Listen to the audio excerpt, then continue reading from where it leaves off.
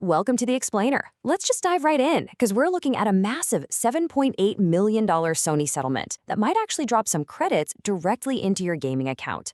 If you're rocking a PlayStation 5, or honestly, if you've just been heavily invested in the PlayStation Network ecosystem over the last few years, this is a legal shakeup you absolutely need to have on your radar. We're going to break down the lawsuit, figure out exactly what it means for your wallet, and look at what this whole shebang reveals about the future of digital gaming. Yep, $7.8 million.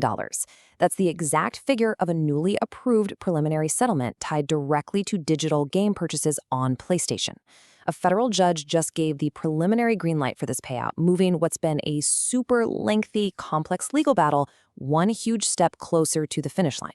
I mean, $7.8 million isn't exactly pocket change, right? It represents a massive concession in a case that really strikes at the very heart of how digital console ecosystems operate in the United States. So the immediate question you're probably asking yourself right now is, am I owed some of those PlayStation credits? It's the literal first thing we all think about whenever a class action settlement of this magnitude makes headlines. Am I getting a piece of that pie? Well, fortunately for us, the parameters of this specific settlement are actually incredibly well defined. Which brings us to Section 1, the $7.8 million payout. Let's break down exactly who gets what. You're definitely going to want to check your purchase history after this explainer because the court laid out some highly specific criteria. Basically, if you were an active PlayStation Network user and you bought certain digital titles during this exact 4-year window, we're talking April 1st, 2019 through December 31st, 2023, you could be owed some compensation. But remember, this is strictly about digital purchases. If you're a purist who is only buying physical discs during that time frame, well, this particular settlement doesn't apply to you. And here's the catch, or the brilliantly convenient detail, depending on how you look at it. You are not getting a physical check in the mail, and you definitely won't see a direct deposit hit your bank account. Instead, eligible users are just going to receive automatic store credits directly to their PlayStation Network accounts. So it's a completely closed-loop system of compensation. Now, it's worth noting that getting to this point wasn't exactly smooth sailing. A judge actually threw out a prior version of this settlement back in 2025. Why? Because that previous proposal totally lacked clear estimates on how much individual users would actually get. The court essentially stepped in and demanded more clarity and fairness for the consumer, which is exactly what led to today's revised credit-based approach that's currently pending final approval. Okay, moving on to Section 2, locking down digital games. Let's look at the legal conflict that started it all. So why did a group of gamers feel compelled to drag a tech giant into federal court in the first place? Well, it all stems from a lawsuit known as Kukuri versus Sony Interactive Entertainment. And this lawsuit takes direct aim at exactly how console makers control their digital storefronts.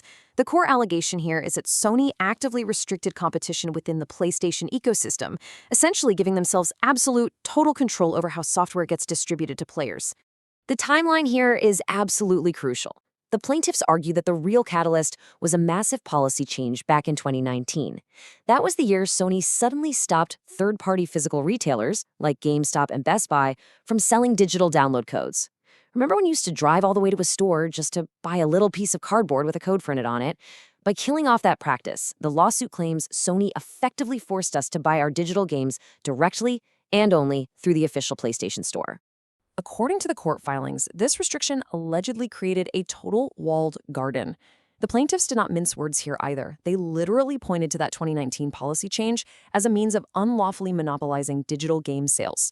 Their argument is pretty straightforward. By removing third-party sellers from the equation, gamers were left with absolutely zero choice but to just accept whatever prices Sony dictated within their own proprietary ecosystem. And that brings us to Section 3, Sony's defense in court. Now, every legal battle has two sides, right? The plaintiffs claim that eliminating retail competition inevitably forced users to pay higher prices. Basically, without Best Buy or GameStop offering competing discounts on digital codes, the consumer just loses out. But Sony firmly denies any wrongdoing here. They're pushing back hard on these claims of anti-competitive behavior. Their defense? They state that their closed platform structure simply reflects their massive ongoing investments in network infrastructure and secure services.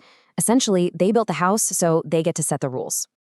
Let's wrap things up with Section 4, deadlines and digital futures. Let's see what happens next. All right, here is the timeline you need to know. The purchase eligibility window opened up when that policy changed in April 2019, and as of December 2023, that eligibility window is officially closed.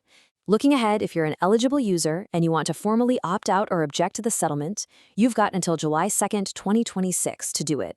And then the court is scheduled to make its final, ultimate decision later that year in October 2026. That October date is absolutely crucial because of what the legal system calls a fairness hearing. Set for October 15th, 2026, this is basically the final legal hurdle. A judge is going to review the proposed $7.8 million credit distribution and determine, once and for all, if the agreement is legally fair, reasonable, and adequate for all of us consumers involved. Only after this hearing will final approval be granted so those credits can actually start rolling out. But stepping back from the legal jargon for a second, this multi-million-dollar payout is really about a much bigger shift in how we consume media. I mean, think about the digital-only PS5. It doesn't even have a disk drive. It's kind of become the ultimate symbol of this transition.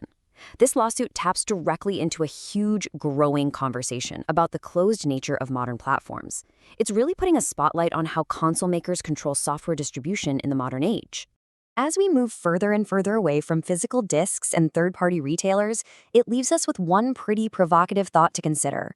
In a totally closed, digital-only future where the platform holder controls both the hardware and the only available storefront, who truly owns your games? And more importantly, who really controls the price of play?